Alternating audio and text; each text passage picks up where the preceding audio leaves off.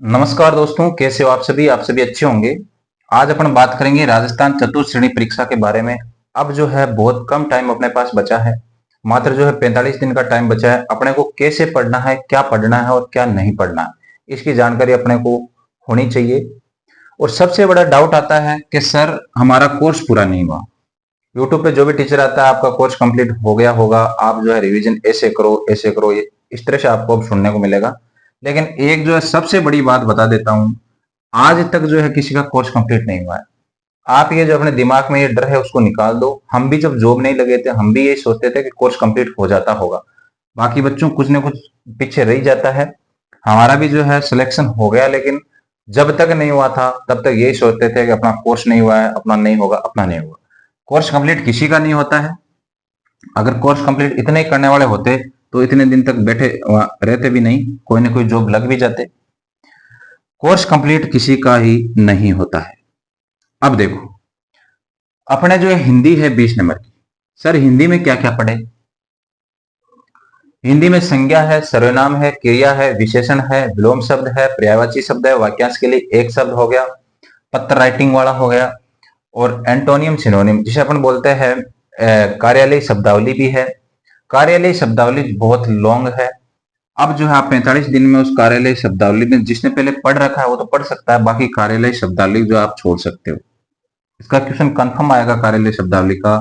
आप अगर पढ़ सकते हो तो इसमें एक काम करो, आप विगत परीक्षा में आई हुई कार्यालय शब्दावली जो है उसको बार बार याद करो, जो पिछले जो ईयर में आई हुई है। मैं भी करवा दूंगा एक वीडियो में। और एक जो अपना टॉपिक है पर्यायवाची। सर पर्यायवाची में क्या करें? पर्यायवाची जो बहुत लॉन्ग टॉपिक है। विलोम शब्द याद कर लेते हो आप, मुझे पता है। पर्यायवाची में क्या करें? पर्यायवाची में मैंने एक दो वीडियो बना रखे हैं। मात्र उसमें जो है 50 शब्दों के पर्यायवाची मैंने करा रखे हैं, जो विगत परीक्षाओं में आए हुए हैं, जो बार बार पूछे जाते हैं, जो इंपॉर्टेंट है। बाकी देखो, कोई गारंटी किसी चीज की नहीं होती है। मैंने मेरी ओर से प्रयास किया है, अच्छा प्रयास किया है, आप जाके देख सकते हो। बाकी जो है आप 45 दिन में पूरे पर्यायवाची कतई नहीं पढ़ सकते। अपने को यह भी पता होना चाहिए अपने को क्या छोड़ना है। बाकी हिंदी के जो है संज्ञा, सर्वनाम, क्रिया, विशेषण, आप ये चारों टॉपिक एक एक दिन में आराम से कर सकते हो। वाक्यांश के लिए एक सब थोड़ा सा लॉन्ग है, बाकी आप कर सकते हो। सबसे इंपॉर्टेंट टॉपिक है हिंदी के अंदर तो है वो संधि। यहां से जो आज अपने को हिंदी पढ़ना शुरू करना चाहिए, संधि। इसके बाद जो है, इसके बाद उपसर्ग हो गया, प्रत्यय हो गया। उपसर्ग में से कंफर्म आएगा, प्रत्यय में से कंफर्म आएगा, संधि में से क्वेश्चन आने ही आने। इन टॉपिकों को आपको पढ़ना ही है। संधि आप मात्र जो है 5 या 7 दिन में आराम से पढ़ सकते हो। उपसर्ग और प्रत्यय को बहुत बड़े ध्यान से पढ़ना पड़ता है। अब बात करें अंग्रेजी की। सबसे बड़ी प्रॉब्लम तो बच्चों की यही है, सर अंग्रेजी नहीं आती है। तो क्या करें सर? छोड़ दे?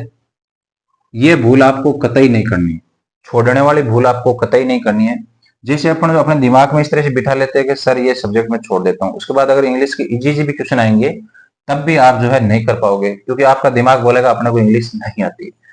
तो इसमें देखो, जैसे नेरेशन हो गया, एक्टिव पैसिव है इसमें, आर्टिकल हो गया, डायरेक्ट इनडायरेक्ट हो गया, टेंस हो गया। इस तरह जो है इजी इजी आपको लेके चलना है स्टार्टिंग में, और जो छोड़ना आपको नहीं है। जैसे इसमें आइडम फ्रेज आ गया, मान लो जो हार्ड टॉपिक लगे इंग्लिश में उसको आप स्किप कर सकते हो। बाकी जो है पूरे टॉपिक पढ़ने की आपको जो है कोशिश करना है, क्योंकि इजी क्वेश्चन आएंगे। और उसके बाद अगर अपन पढ़े हुए होंगे ना तो अपना तुक्का भी ठीक हो जाएगा। गणित की बात करें, मात्र जो है गणित में 12 या 13 प्रश्नावली है। 12 या 13 प्रश्नावली है। अपने पास 45 दिन है, मान लो अभी कितने दिन है? 45 दिन है एग्जाम के। अगर आप एक प्रश्नावली को अगर है ना 2 या 3 दिन भी दो ना, 3 दिन दो, देखो 13 3 39, तब भी जो है आपकी गणित कंप्लीट हो जाएगी। बाकी कंप्यूटर, कंप्यूटर में जो आपको बेसिक बेसिक जैसे RSCIT की बुक जो आती है ऑब्जेक्टिव टाइप की, अगर आप कुछ भी नहीं तो उसको पढ़ लो।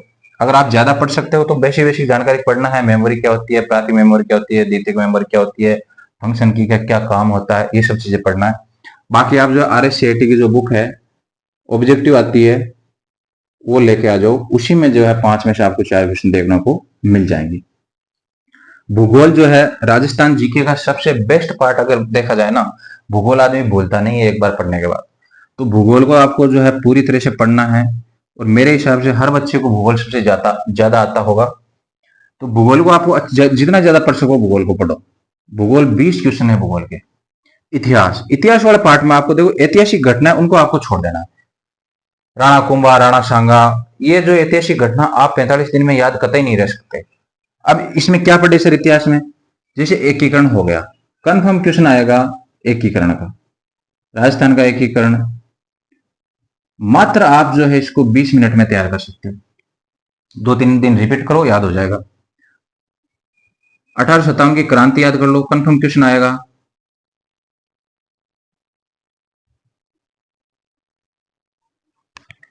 व्यक्तित्व है इंपॉर्टेंट, उन व्यक्तित्वों को याद कर लो।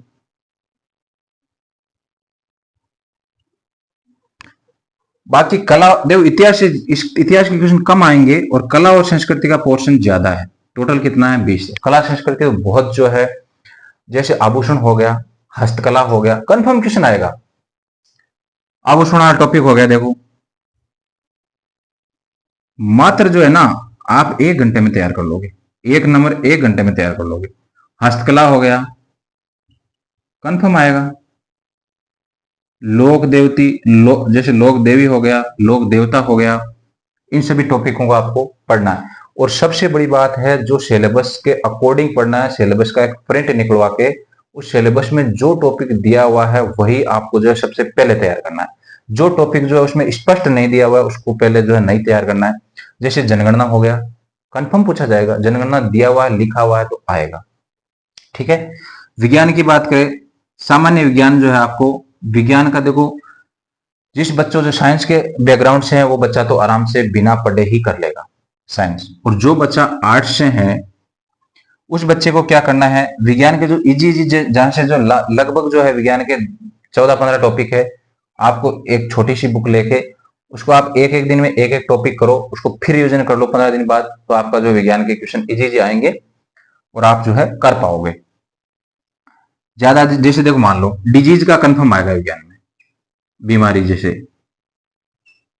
रोज पूछा जाता है, कंप्लीट कर लो। करंट अफेयर की बात करें तो करंट देखो 10 नंबर का आएगा। ज्यादातर बच्चे करंट भी छोड़ने की बात करते हैं। करंट जो है राजस्थान का 5 नंबर का है और 5 नंबर का है इंडिया का। जैसे करंट में स्पष्ट रूप से लिखा हुआ है खेल, तो खेल से संबंधित जो भी क्वेश्चन है ना याद कर लो, 2 या 3 नंबर आपके आ जाएंगे। बाकी करंट की जो घटना है वो पढ़ना ही है। भारतीय संविधान, भारतीय संविधान में जो है स्पष्ट जो टॉपिक दिए हुए, जैसे देखो राज्यपाल दिया हुआ है, जैसे दिया हुआ है आरटीआई, राइट टू इंफॉर्मेशन, उसके बारे में क्वेश्चन कंफर्म आएगा। जैसे अपने को दे दिया उच्च न्यायालय, उच्च न्यायालय जो टॉपिक इंगित किए हुए उन टॉपिकों को अपने को जो है कंफर्म याद कर लेना है।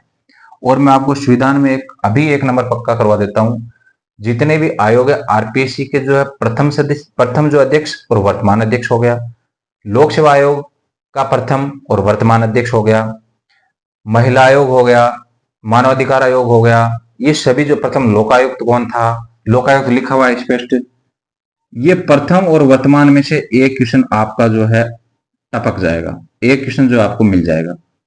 मात्र जो है आयोग, मात्र ये कितने होंगे, 5-7 आयोग होंगे, उन्हीं में से जो आपको एक क्वेश्चन देखने को मिले। अपने को जो है नए बच्चे होते हैं उनको यही पता नहीं रहता कि क्वेश्चन पूछा कहां से जाएगा। ये लिख लो, आप छाप लो, ये इनमें से एक क्वेश्चन आपको मिल जाएगा। बाकी देखो अपने लगभग कितने क्वेश्चन आएंगे, 120 क्वेश्चन आएंगे।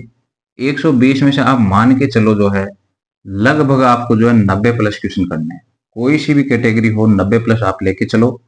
और अभी जो है आपको ज्यादा से ज्यादा टेस्ट देना है लगभग 3 दिन में। जो जिस बच्चे ने कोर्स जो है अपने मन में ऐसे लग रहा है कि मैंने कर लिया है, उसको रोज टेस्ट देना है। जिसको ऐसे लग रहा है कि सर मैंने भी किया नहीं है, तो उसको क्या करना है, 2 दिन या 3 दिन के अंतराल पे एक टेस्ट देना है और साथ साथ में टॉपिक पढ़ते चलना है। टेस्ट का एनालिसिस करना है, एनालिसिस में आपको पता चल जाएगा कि मेरे इस टॉपिक से जो है क्वेश्चन रॉन्ग हो रहा है, उसी टॉपिक को आप वापस पढ़ो। टेस्ट से क्या है, अपनी जो है पढ़ाई जो है तैयारी जो है जारी रहती है, इसलिए टेस्ट जो है जरूरी है। ये कतई नहीं है कि टेस्ट जो आप दोगे उसी में से क्वेश्चन आ जाएगा।